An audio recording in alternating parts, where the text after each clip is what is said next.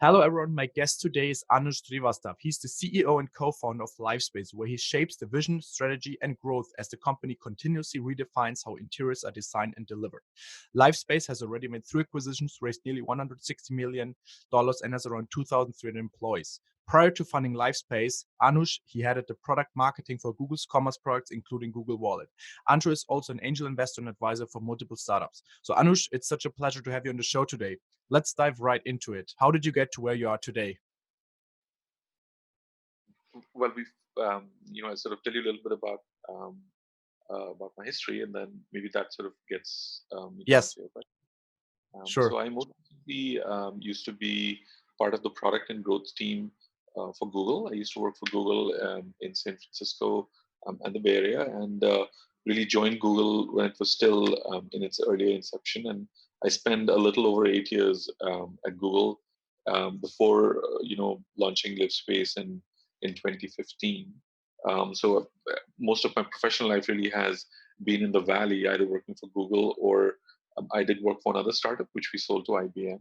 And at Google, really, I had extensive experience across many consumer internet monetization products. And my co-founder Ramakant Sharma was part of the founding team for Myntra, which got sold to Flipkart and now is probably a multiple-time unicorn. Before collectively the companies as part of Flipkart were sold to Walmart, a few years ago. And both of us are undergrad friends, and that's how we know each other. And really, out of our observation with um, large full stack unifying internet platforms, which really we spent our entire life, growing up with, and some of our personal experiences, wherein we, while he was in India and I happened to be in San Francisco and had a few homes here and there, our realization was that while the interiors and renovation industry is very, very, very large, it's put together, it's almost $1 trillion worldwide, but there is no unifying brand, neither honestly in the offline or the online space, that consumers can actually and homeowners can actually go and have a satisfying experience in terms of getting the right price transparency, the right quality assurance, the right after sales service. In effect, the market essentially lacked, an assurer or an underwriter, as they say, of the customer experience when you are either a new homeowner or existing homeowner and you're getting it renovated. So inspired by the opportunity and honestly the complexity it presented, because complexity sometimes is equal to opportunity, both of us got together to create a technology inspired um, platform that is really the first of its types in the world for the interiors and renovation industry. And it exists to offer deep technology inspired experience to three principal participants in the marketplace that comes together to create that experience for consumers. There is a bunch of vendors, which could include contract manufacturers that create kitchens and cabinetry. It includes general contractors as vendors who actually provide the on site services like false ceiling and flooring and painting and wiring and so forth and so on, as well as a marketplace of furniture and decoration brands and custom vendors. So collectively, that's the first set of participants on our marketplace. Together, we've got about 4 to 5 million SKUs. So it's already probably one of the world's largest cloud store for the home renovation industry. Through our platform, we provide this catalog in both a visual and e-commerce format to certified designers on the platform who essentially have very similarly a designing experience for them. So they can create visual designs, but in effect, they're creating visual designs utilizing elements from our supply chain that's already onboarded. So unlike the traditional renovation and interior industry, wherein most designers are actually used to utilizing products like AutoCAD and 3ds Max and so forth and so on, but there's no unifying supply chain. Here in any designs that designers are creating, depending upon the demand that we get from the consumer, are effectively coming from our large cloud store. So on the back end, Livspace is actually a very large e-commerce company. On the front end, when consumers come to us and are able to articulate their needs to us, we assign a designer to them. The designer creates a visual solution. utilizing elements from our supply chain. Once when the order is fulfilled, we supply the underlying products and services and make sure that the customers actually get a highly gratifying, transparent, rich experience, which is very, very, very different from how traditionally the interiors of the renovation industry, operate. Okay. So we Got it. created this thing, and we are today the largest interiors and renovation platform and the largest and fastest growing consumer facing brand in the interiors and renovation space, online and offline. In sort of India and Southeast Asia region, we operate out of 6 cities in India and in Singapore, and are today by far the largest, and the fastest, most trusted destination when a homeowner purchases a new home, or a homeowner who's actually living in their homes wants to undergo a renovation experience, from something as simple as buying a kitchen to something as complex as getting the entire home, renovated, and Got it. in a home that looks as beautiful as they want. Got it. So that's an amazing story and an amazing way to basically, yeah, summarize your journey. What were some of the top resources that have helped you along the way, basically, to become successful? Um, Building a company is a journey wherein, I think, it actually does take a lot of people to trust you, and Hmm. invest with their time, and and capital, right? So, and dollars when they actually purchase your experience. So I'd say, there are many ways to cut your answers, but I think, obviously it takes a lot of great love people, who, like your family, who are actually putting a Hmm. lot of their time, because building a company is a war effort, and I think many entrepreneurs will be able to claim that. So it's those people who actually most need your time, sometimes actually have the patience, and the the brave attitude to actually let you go, and build your company. So I think that's, so far you'll never be able to actually repay the debt that you actually owe to your families. I think that's number one, Yeah. right? Secondarily, I think it's really the early stage employees who trusted your instinct and your idea. And at that point in time, there are no investors, there are no customers, there's no money, there's no capital, there's no glory, there's nobody writing press articles or interviewing me for like podcasts, right? So there's Yeah. actually technically no glory associated with any idea.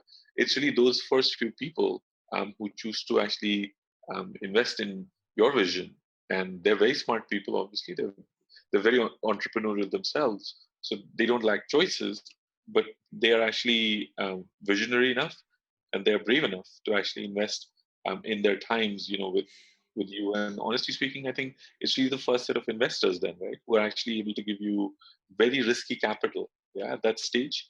So they are completely, putting in their hard-earned capital that they've been able to raise from other limited partners to be able to invest in your idea. So it's a lot of trust that you have to impart as founders, and there's a lot of vision that you need to have, in your idea, to be able to inculcate that Yeah. confidence in those investors. And honestly speaking, obviously the first set of customers, right? These are people who actually have the wisdom and the courage, I'd say, to believe in us as early entrepreneurs, and really partake their hard-earned money and invest behind whatever we are promising them, at that point in time.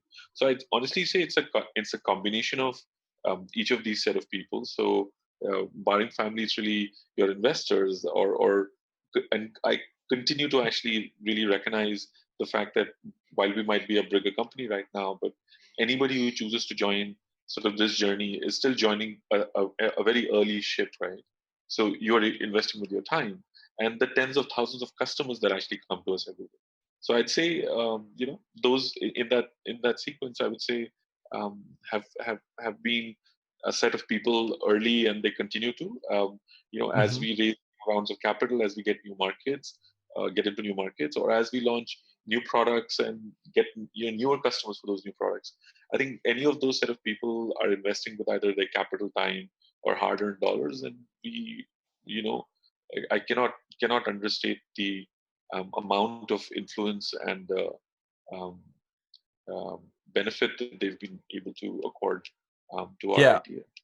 Yeah. And Anush, what do you think that your unique skill is that has helped you to become successful? That you're, basically, have right now. I think me, I can sort of tell you a few things, but I think collectively, probably talking on behalf of my founding team is Mm, even more beneficial. Is I think collectively we guys have good instinct in terms of understanding how technology can actually inspire great markets to get created, and upon which great businesses are built. Right. So I think that you would argue, just on the virtue of what we've done, is our number one skill. I think secondarily, we are all collectively very good problem solvers, and we can understand the input functions that are needed for ideas to work. See, any idea is great, and any great idea can be poor, right? But yeah, it's ultimately a function of how smartly you're actually able to break down that particular problem definition into its input functions, and then really focus on the input functions, because in the early days that's all that you can do, right?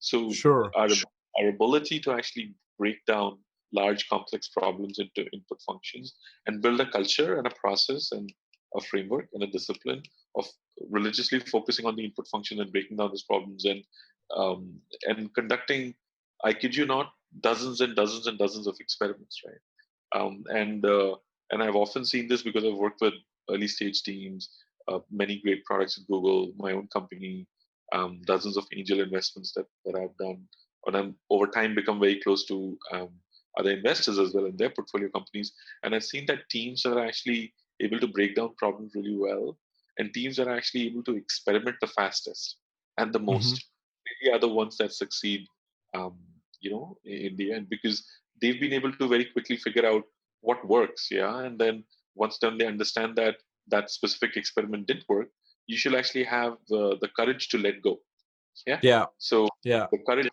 letting go and not having a massive ego is a huge benefit when you're actually building your company. So I think I would say, those three things. So I think the ability to understand how technology can transform and create great markets.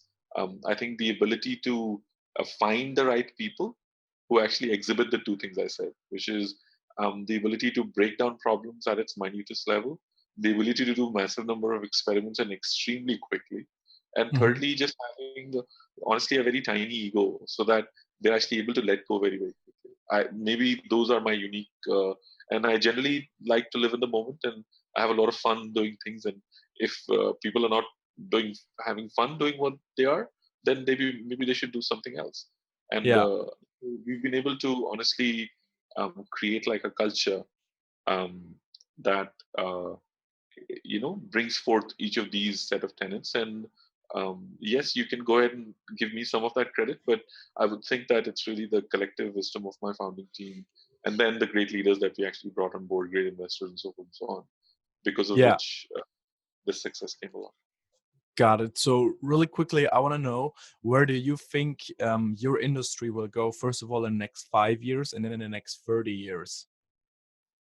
um, well, look, the consumer need was always there, so I don't think Livspace should actually take any credit for um, um, creating the need for people to Yeah, or design this. the industry in general. Let's Right. So the and yeah, so the look, the industry traditionally the industry has actually been um, built by people who actually had OEM technologies, right? So um, you know you can think of very large component manufacturers. Somebody manufactured a finish, somebody manufactured a kitchen hinge, somebody did the bedding, somebody did the upholstery, somebody created the best quality leather. Those yeah. are the So it was a very manufacturing oriented industry, right?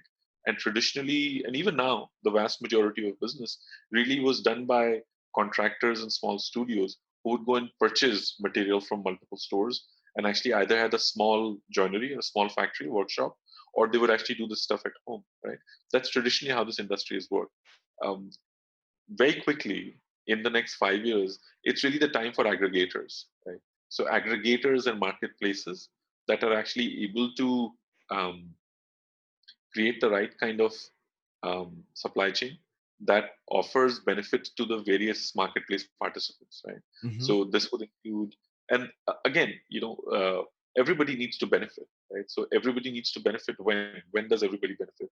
People benefit when the unorganized industry actually goes towards the organized space. So what will happen very quickly, and over the next, I think over the next 15 to 20 years, is that this industry will actually see the development of larger and larger branded aggregators in the space, and it will become more and more and more organized. So I think that's one. Secondarily, just given the infrequency that happens it's not that you're waking up and buying a kitchen, right? So, Hmm. or you getting your home interior done every like 1 year, right? So it's not like buying t-shirt on the internet. So the consumption of this industry will actually it actually transcends the internet, physical spaces, technology, referral by a customer, and so forth and so on. So what will happen over the next and things necessarily don't happen over 5 years. They're a little more than that, right? So what will happen is that you will, in the immediate 3 to 5 years, see a lot of trust for these kind of purchases to migrate online, which is why people like us are doing well. It's not that we don't. Yeah. We also have design experience centers, but even today companies like Livspace, despite our size, we are still less than 1% of the market share, right? Wow. So right. Big so market. it's, Crazy.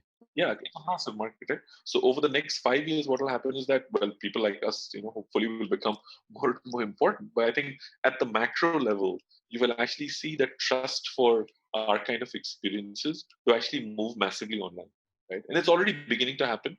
But I see over the next 2 to 2.5 decades, it's really the advent of people who can actually create platform-oriented businesses that are aggregation focused, help the various partners in the marketplace, but more importantly are benefiting because trust is moving online, and you can provide a very combined unified omni-channel experience, right?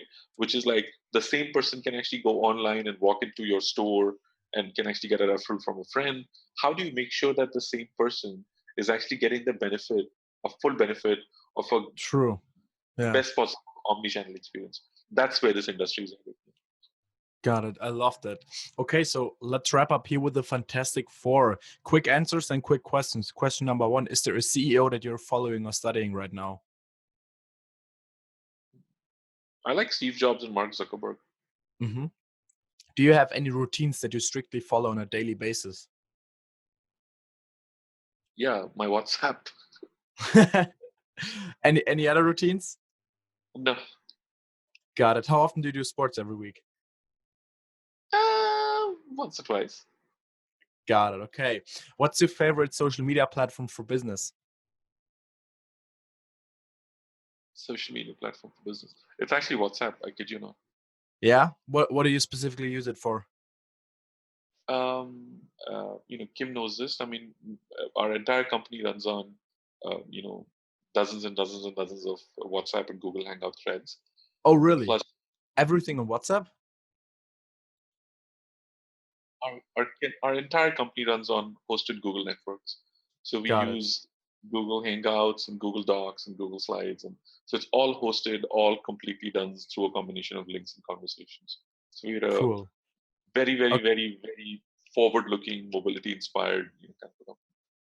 Awesome. Last question, Anush. How old are you? In my 40s, don't ask my age, man. Okay. What do you wish you would have started when you were 20 years old?